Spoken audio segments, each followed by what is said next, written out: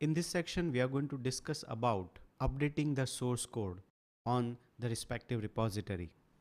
When I say that you are going to update the source code, it means the development which you do that generally happens among team members. Now, there are multiple team members working on the same code. They are working on different modules. So first thing is that you need to merge all the modules properly. Not only that, you need to manage the code in such a way that you can undo at several level, or you can have the latest code also whenever somebody wants it to develop it further. For this kind of management, there are various tools available. GitHub is something which we are going to see. There are also tools like Tortoise SVN, SVN, TFS, and many more. But we are going to see GitHub as it is open source and used extensively for the same purpose. We'll begin with the official site. I'll say github.com. Now the first thing is that we have to create the repository where we are going to update the source code. So here I'm clicking on the new button. And here you can give the name of the repository you want. Let's say our repository name is eStore. So I give eStore here. We have two options here, whether you want this repository to be public or private. Now I am selecting private here because the repository which is created, that I'm going to share with various members, or you are going to share with various members of your team. So the private repository is shared among various developers in your team only. Now let's create the repository. Now you see that the repository is created. Now to work with GitHub, you have two main ways. One is that you go with the GUI, that is the graphical user interface, or you can use the CLI, that is command line interface. We are going to deal with command line interface. GUI is anyway easier, and as we move on, we are going to see it. So let's begin with few command lines here. So to make the Git available for command line or GUI, first of all, we have to download Git. So that's what I'm doing here. I'm clicking on this link and click on this download. If depending on your operating system, it will show you the download link, and you just have to download this. Now this you just save, and then you can just follow the instruction for installation, and then the Git is available in your system. Now to check whether Git is installed or not, I'm going to type Git here, and you see that some help and the other information is displayed at the terminal prompt. This gives us idea that it is installed. Now the next step is we have already done some coding. Mind you that if you do not have, let's say, code ready, then what you can do after creating the repository, you can download the code. That is basically known as cloning the code. Right now we already have the source code ready. So we are going to push whatever code we have to the repository I have created. So let's do that. First of all, we are going to initiate the Git. Now the folder right now I have opened is of source code, and there is nothing related to Git at the moment. Now I'm going back to the VS Code. Here I'm going to initialize, I'll say git init. Now it says that initialized empty Git repository, and you see that now there is a folder created. And now you see that in the project explorer, all the files and folders are now in green color. That means it is being watched or tracked by the Git as well. Now here I am adding one more file, that is .gitignore. This file is going to contain all the information which is supposed to be ignored, that is not to be updated in the repository, because there might be few files, packages which you do not want that it should be updated on the Git repository. So that's what I'm doing. I'll say git add .gitignore. I press enter here. Now this actually creates a file. You see that there is a gitignore file existing in the source code folder. Now here also in the project, the gitignore file is created. Let's click on this, and you see that here we have few things like the node_modules folder is something which is not to be updated in the repository. Similarly, there can be many other things Even the production build is something which is related to production server and not the repository, the source code that is. So all those things, these folders will not be updated in the Git repository. Now let's check the status of current Git situation. So I just say Git status, all the things I'm trying with CLI, that is command line interface. Now you see on branch master, it says that there is no commits made yet. That means we have not yet updated anything on eStore repository which we have created. And these are the files which are not yet tracked by Git. Now these files which you see untracked, let's say few of the files or maybe all files, we want Git to track it. So we are doing that only. I'm just saying git add. If I just say dot, all the files will be tracked. But if you want specific files, then you can give just name. Let's say these are the files we want Git to track, even the folders. You just give the list of it and press enter. Now if I just say git status, you'll see that there are few files which are not in that list of untracked files, and the files which are being tracked that you see above the untracked files list. Now let's also add this public folder. So I'll say git add public. So this is also added. So whenever you update the repository, all the tracked files will be updated on the repository which we have created. Now comes the most important part. We have already created a repository, that is eStore, but this code is not yet pointed. So let's do that. We want that this code should be updated on that created repository, and for that we'll just copy this link. Now I'll say git remote add. Then I'm giving an alias name through which we are going to refer the repository in future. Normally it's a practice that we keep this as origin, but you can choose your name also. And then we are going to paste that link which we have copied. Let's press enter. And this is going to connect the repository from this code. Now let's check the status once again. Now these files which you see are not yet updated on the repository. That is, as you see that it says that changes to be committed. That means it is yet to remain. It is yet to be committed. Let's commit the changes so that the eStore repository will be updated. I'll say git commit. In case whenever you commit, let's say you want to commit with a message, this message will be displayed on the repository that I'll show you afterwards. Let me just say -m. This is to commit the repository with a message. Let's say I give a message initial commit, and we just pressed enter.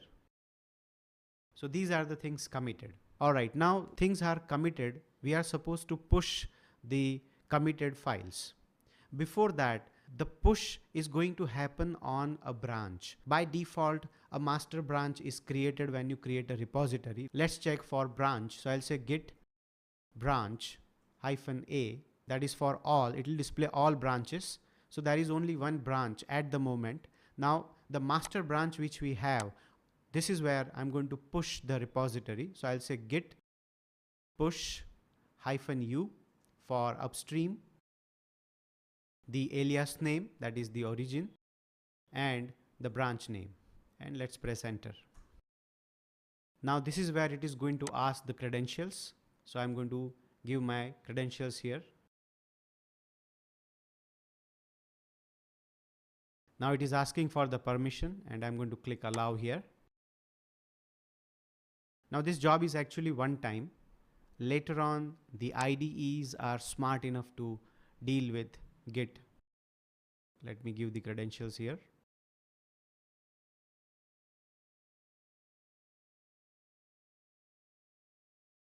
So now you see that it has updated, that is, it has pushed the committed files. Now let's check in the browser. Let's check the message also, the one which I gave with -m. Are we able to see that or not? You see, for every file it says there is an initial commit. So when you say -m at the prompt, it shows the message here.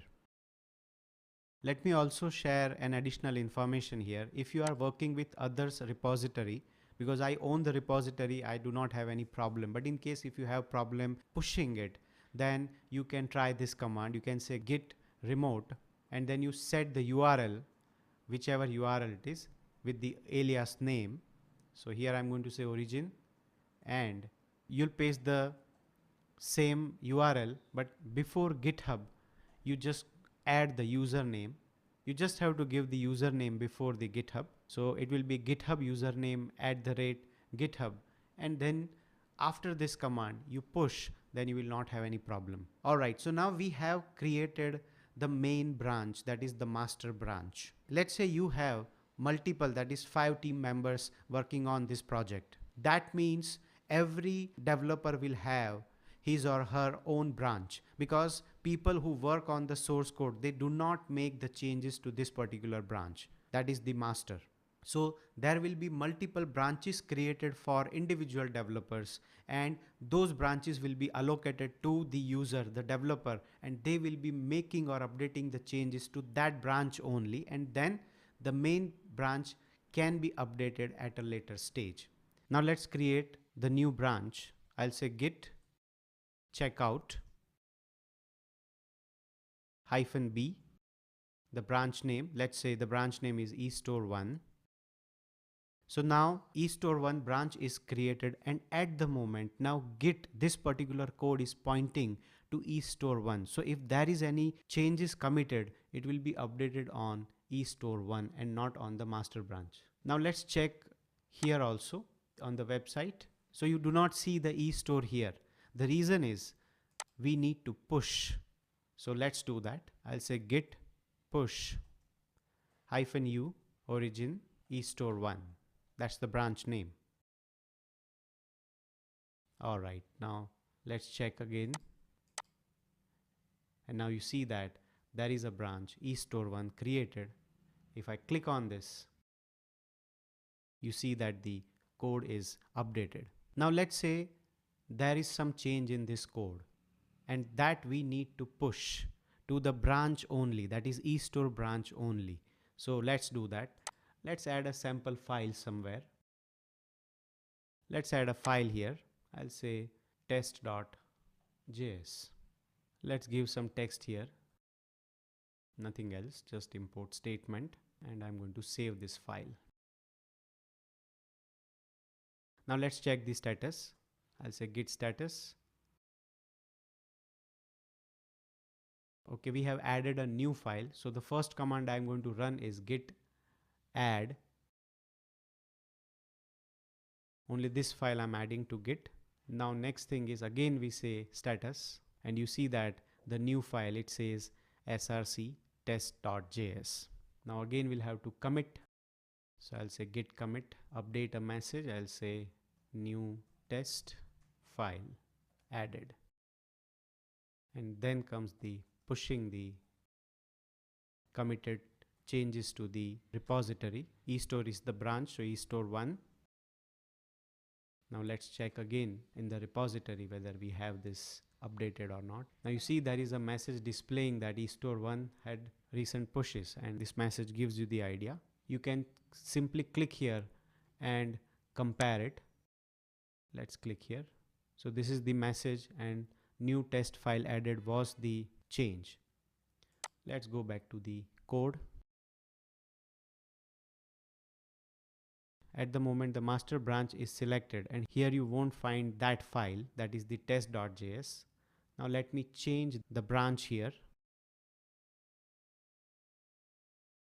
and you see that we have the test.js. So for that branch only this code is updated. Now let me go back to the coding.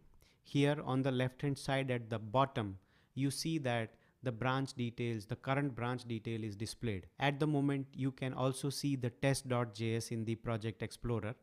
Now let's click on this branch, that is eStore1, and I just change the branch, let's say master. Now if I do this, you will not be able to see the test.js. So now the IDE is handling this. You can use the IDE to manage lot of things related to GitHub.